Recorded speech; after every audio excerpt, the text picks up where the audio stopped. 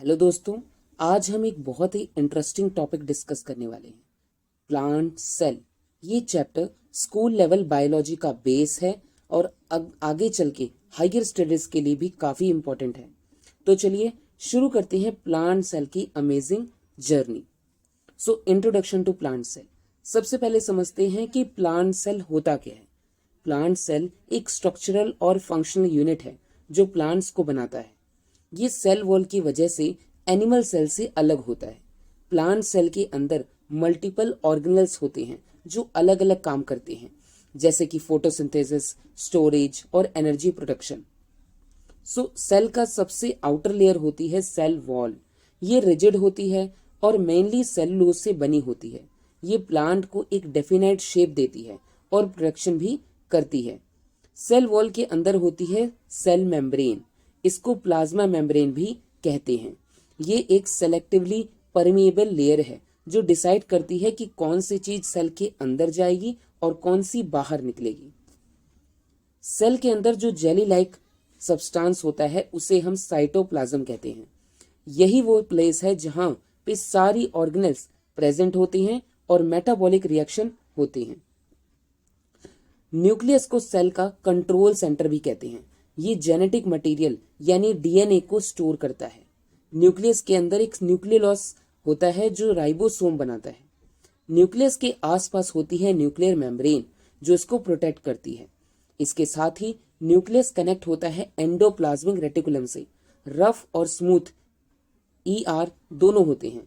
Rough ER ribosome की वजह से रफ दिखाई देता है और प्रोटीन सिंथेसिस करता है, जबकि स्मूथ ईआर लिपिड्स बनाता है।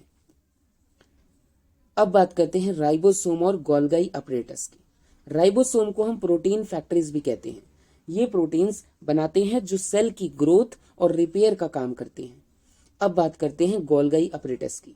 ये एक पैकेजिंग और ट्रांसपोर्ट सिस्टम है जो प्रोटीन्स और एंजाइम को मॉडिफाई करके उन्हें उनके डेस्टिनेशन तक भेजता है। और सबसे इंपॉर्टेंट ऑर्गेनल प्लांट सेल में होता है क्लोरोप्लास्ट। इसके अंदर होता है ग्रीन पिगमेंट क्लोरोफिल जो फोटोसिंथेसिस के लिए रिस्पॉन्सिबल है।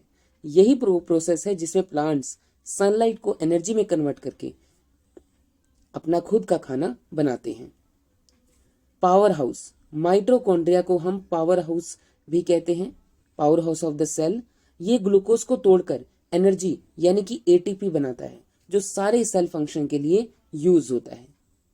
वैक्यूल और स्टोरेज स्ट्रक्चर।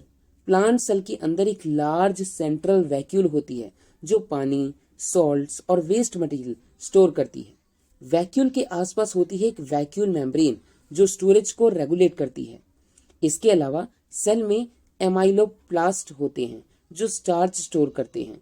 कुछ स्पेशल स्ट्रक्चर जैसे कि रेफाइड क्रिस्टल्स और ड्रूस क्रिस्टल्स भी होते हैं जो कैल्शियम ऑक्सलेट के फॉर्म में मिनरल्स को स्टोर करते हैं और कभी कभी डिफेंस मैकेनिज्म में हेल्प करते हैं।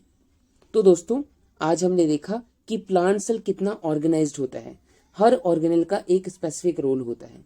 सेल वॉल प्रोटेक्शन देता है, क्लोरोप्लास्ट फूड बनाता है, माइटोकॉन्ड्रिया एनर्जी देता है, वैक्यूल स्टोरेज का काम करता है और न्यूक्लियस कंट्रोल सेंटर है। ये सब मिलकर प्लांट सेल को एक एफिशिएंट सिस्टम बनाते हैं। अगर आपको ये एक्सप्लेनेशन पसंद आई हो तो वीडियो को लाइक ज़रूर करें और अपने दोस्तों के साथ शेयर करें। और हाँ, चैनल को सब्सक्राइब करना मत भूलिए ताकि आपको और भी इंटरेस्टिंग बायोलॉजी टॉपिक्स की अपडेट्स मिलते रहें। मिलते हैं अगले वीडियो में एक नए टॉपिक के साथ। तब तक के लिए कीप लर्निंग, कीप ग्रोइंग।